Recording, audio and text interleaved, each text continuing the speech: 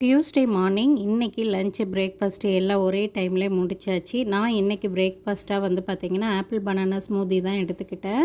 அதுக்கப்புறம் வந்து பார்த்திங்கன்னா இன்றைக்கி ஸ்நாக்ஸுக்கு வந்து வாட்டர் மெலன் ஜூஸ் போடுறேன். ஏன்னா நாங்கள் இன்றைக்கி ஷாப்பிங் போகிறதுனால ஜூஸாக எடுத்துக்கலாம் அப்படின்னு பிளான் பண்ணியிருக்கேன். இல்லைன்னா ஃப்ரூட்டாகவே எடுத்துப்பேன் நான்.